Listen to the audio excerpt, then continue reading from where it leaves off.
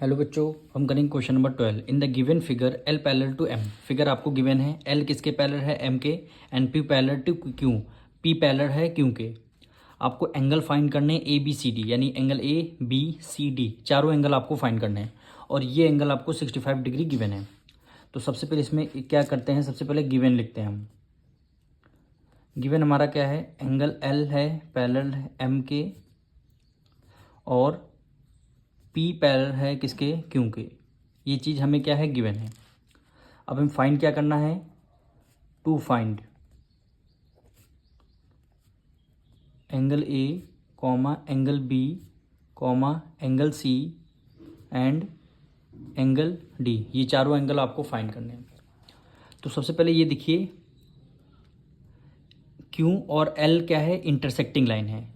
अगर ये एंगल आपका 65 डिग्री है तो ये भी एंगल आपका क्या हो जाएगा? 65 डिग्री। क्यों हो जाएगा? Vertically opposite angle. तो 65 ये है तो 65 ये भी होगा, यानी ए की वैल्यू क्या आ जाएगी? 65 डिग्री। यानी यहाँ पे हम लिख देते हैं angle A equal to 65 degree. Reason क्या देंगे? Vertically opposite angle. Vertically opposite angle. तो एंगल ए की वैल्यू तो हमारी 65 आ चुकी है। एंगल ए की वैल्यू 65 आ चुकी है। अब एंगल बी पे आते हैं। हमारी पी एंड क्यू क्या है? आपकी दोनों पैरेलल लाइन है।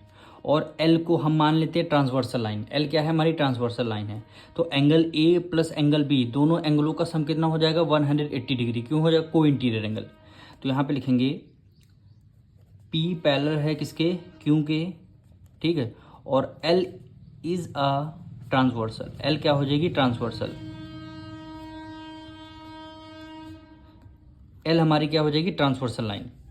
तो हमारा angle A plus angle B, दोनों एंगलों का सम कितना हो जाएगा? 180 डिग्री।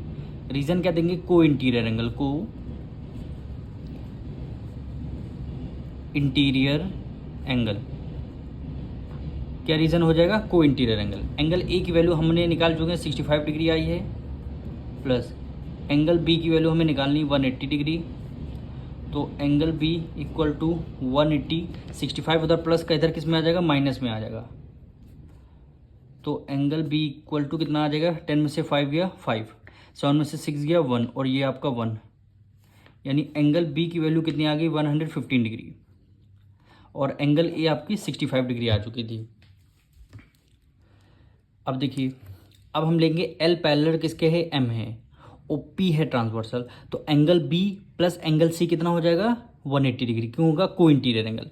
तो सबसे पहले लिखेंगे एल पैरेलल है किसके? एम के। एल है पैरेलल एम के।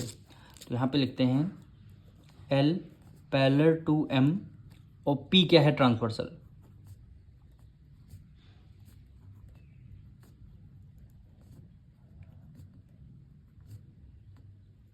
पी क्या हो जाएगी? हमारी ट्रांसवर्सल। तो angle B plus angle C कितना हो जाएगा? 180। Angle B plus angle C equal to 180 degree. Reason क्या देंगे? Co-interior angle. Co-interior angle क्या हो जाएंगे? को इंटीरियर एंगल हो जाएंगे। एंगल बी हमने अभी निकाला 115 डिग्री। तो इसमें 115 plus angle C equal to 180 degree. Angle C की वैल्यू फाइंड करनी है। 180 में से 115 माइनस कर देंगे। तो एंगल सी कितना आ जाएगा? 10 में से 5 गया 5, और यहाँ बचेगा 7, 7 में से 1 गया 6 आ जाएगा। यानी एंगल सी की वैल्यू कितनी आ गई? 65 डिग्री। एंगल सी की वैल्यू 65 डिग्री आ चुकी है। एंगल सी 65 आ गया। अब हम क्या करेंगे? लेंगे पी क्यू क्या है? पैरेलल लाइन है, और हमारी एम ट्रांसवर्सल है। तो angle C plus angle D कितना हो जाएगा? Co-interior angle. Co-interior angle हो जाएंगे। तो यही हम लिखेंगे एंगल पी पैरेलल है, P parallel to Q. P parallel to Q. और ये क्या हो गई? एम क्या हो गई? हमारी ट्रांसवर्सल हो जाएगी। यानी यहाँ पे लिख देंगे पी पैरेलल है किसके? क्यू के, एंड एम है ट्रांसवर्सल।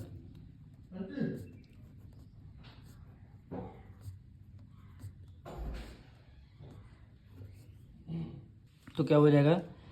एंगल सी प्लस हो जाएगा एंगल डी 180 डिग्री। रीज़न क्या देंगे, co-interior angle, co-interior angle. फिर से देखिए, हमें एंगल डी निकालना है, ठीक है। तो हमारा एंगल पी पैरेलल है एंगल क्यू के, दोनों लाइन पैरेलल हैं और एम को हमने ट्रांसवर्सल ले दिया।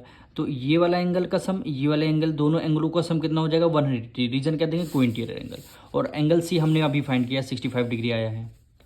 तो एंगल सी के नीचे 65 डिग्री और प्लस एंगल डी हमें फाइंड करना है इक्वल टू 180 डिग्री।